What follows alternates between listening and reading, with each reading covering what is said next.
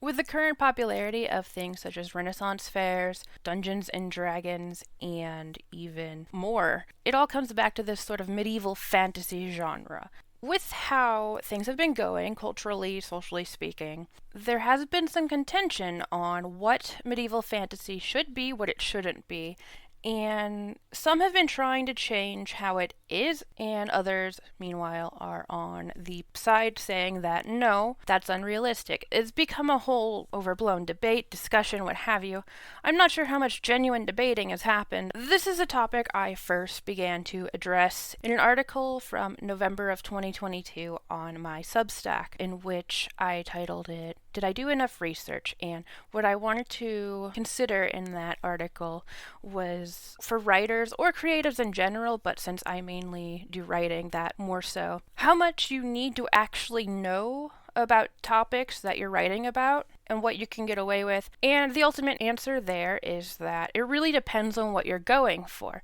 Different degrees of knowledge or rooted in reality, whether historical or current or in certain sentiments, say if you're projecting into the future, it just varies depending on so many features. But in terms of medieval fantasy, this is a particular point that I use as an example in that article, as it's been one that's been seeing some sentiments flown and overblown and expressed all over, and it's gotten a bit nasty. So let's get into this topic regarding medieval fantasy in particular.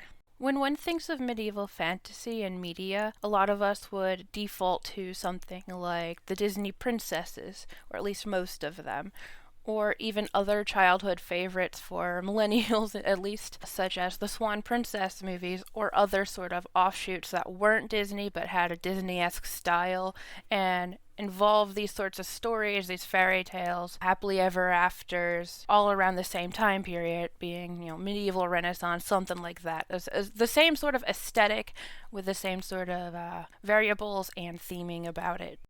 In the past 20 years or so, there have been movies and other sorts of media which have gone to subvert the typical tropes while still maintaining that medieval fantasy element and still doing really well with it. The biggest example, of course, would naturally be the Shrek series of movies, which are all pretty fantastic considering how many of them there are. Also, another that I at least would highly recommend, especially for anyone with kids in the family, would be Red Shoes and the Seven Dwarfs. It's just really cute and good. But these don't necessarily follow the exact general trend of fairy tale stories. They're still really supreme, really fun, and the medieval times Renaissance fair sort of aesthetic is still there. Before we can really discuss things regarding medieval fantasy and everything that's been going on around it for a while now, let's first get a grasp on what the genre typically entails. So I found a source, basically it's a fandom wiki. I will include the link. And it says, and I quote, medieval fantasy is a subgenre of fantasy, which is a genre of fiction set in a fictional universe. However, medieval fantasy is unlike fantasy in that it specifically pertains to or is influenced by the medieval period of European history, which was from the 5th century to the 15th century. Medieval England and influences from medieval English history are the most common, but the degree of influence varies wildly, with some medieval fantasy borrowing from elements from the Renaissance period, most notably in the style of armor worn by knights. In recent times, there has been an effort to include non-English medieval influences. End quote. And it's within that last line that we're really going to be delving into things deeper, because that's been causing some stress and tension in regards to those who enjoy fiction, specifically medieval fantasy fiction, which happens to be quite a few of us. In present-day inclusivity culture, we find that a lot of people are starting to want remakes of old stories, well-established tales, actually, that have been done time and time again in the past, but this time with characters who look physically, visibly, outwardly different than the characters that have been placed as such before. Many will argue that it's just fiction, it doesn't really matter in that sort of sense, which to a degree, I think is understandable. However, I think there is also the point to be made that in many of these cases, the story this medieval fantasy setting takes place within is generally in Europe, and there's something to be said about that, where it should still be European and seem European.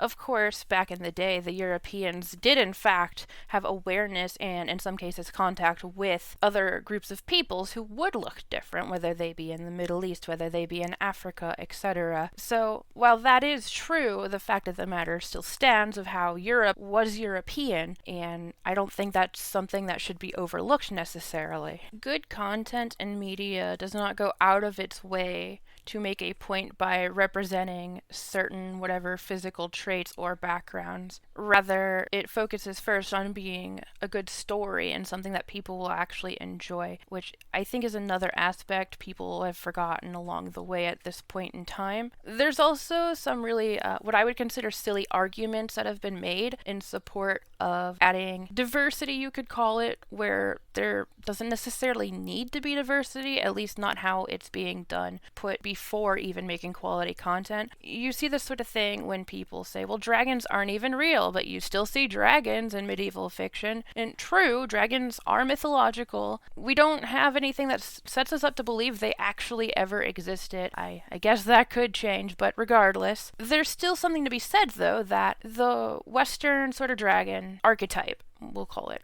it is unique to Europe, though. There are actually a few sorts of dragons in mythology that are native to various parts of Europe, and then the overall sort of European dragon. And so it's just part of the history in terms of the folklore that existed there. Consider that other cultures also have myths of dragons as well, but you don't see the Eastern dragons taking part in medieval fantasy tropes usually.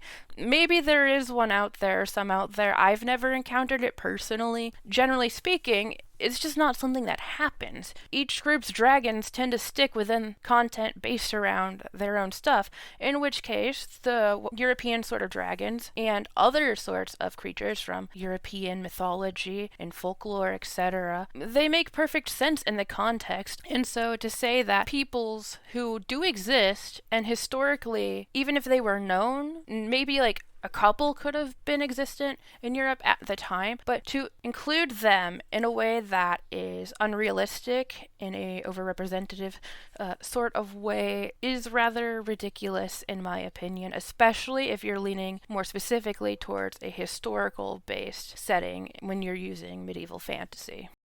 Now, exceptions do occur, of course. There is a reason they are exceptions. That's the whole point of something being an exception. It means it does not typically occur. It is not the average. It is not common. And that's not necessarily a bad thing, mind you, as well. But even so, I do think there is room to have things that we wouldn't necessarily expect in terms of the medieval fantasy fiction setting, genre, trope, what have you. I do think, for example, there could be a story based on other parts of the world during that time period. You figure medieval fantasy, medieval times, the historical era, it's real, and generally speaking, it's referring to Europe, as we established earlier in our definition, sometimes more specifically, in fact, England during that time frame. However, the rest of the world still existed at that time, was living their own lives with their own cultures, their own traditions, their own habits, etc. I personally would have no problem expanding the whole medieval fantasy genre out to include everyone else in the world during that time period as well. You could have cases where main characters of different groups, different countries, different regions, different ethnicities, etc., with their own established folklore that we know historically speaking existed for each one, they interact based on some whatever would happen in the book to cause it to happen, some plot point or what have you. Even just to focus on other groups with their traditional and historical mythological premises that we have based off reality, and say this is now part of medieval fantasy or medieval fiction. I'd be thrilled for that sort of thing. There's so much content that could be made out there that would be great. Not only that, but when you share it with other people, no matter how old, but you figure kids especially go for the medieval stuff too, at least traditionally speaking, as far as I'm aware. You'd then be offering a prime situation to teach kids about other groups of people around the world and say, when we were doing this thing over in Europe, this, of course, I'm white, this is coming from a white person, this is what other groups of people were doing at that same time, which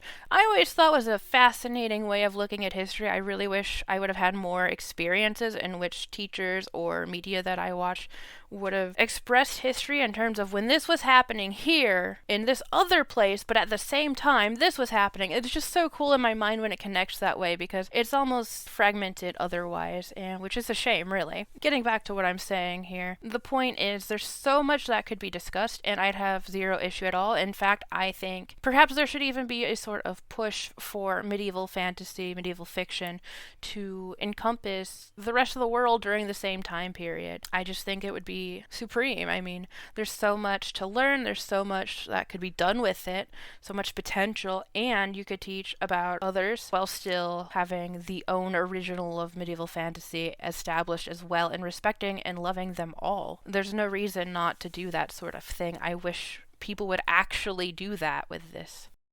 So in conclusion, I firmly stand by the idea that for medieval fantasy that isn't explicitly established as not in the real world, or not actual Europe, but a form of more so fictionalized Europe, or even just, again, outside of the real world entirely, that as long as you're working within something closer to real life, historically speaking, you should stay true to what Europe actually was. You don't have to follow every little detail. You don't need to earn a whole degree in history. The point is that people have a right to be proud of their history and where they come from, who they were, and to use certain tropes and things that come from certain parts of the world, even regarding certain time periods. I think overall that should be respected in general. And I also think that to try to put people who were not there, or ways of being that were not there, cultures, religions, etc., is offensive to where they actually were during that time period, when you can find where those people were, what they were doing, what they believed in, how they were living, etc., which would all make fascinating stories for fiction as well. Unless we're taking things, we're extrapolating away from reality, from actual history, well, we should keep things as they were, more or less. Obviously, with fiction, you've got some wiggle room to work with, but let all people be proud of what it was. And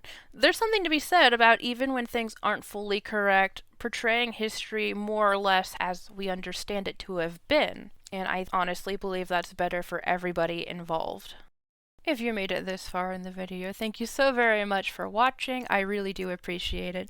And I've left some places I can be found if you really feel the need to seek me out somewhere online. Many thanks, all the best to all of you, and until next time.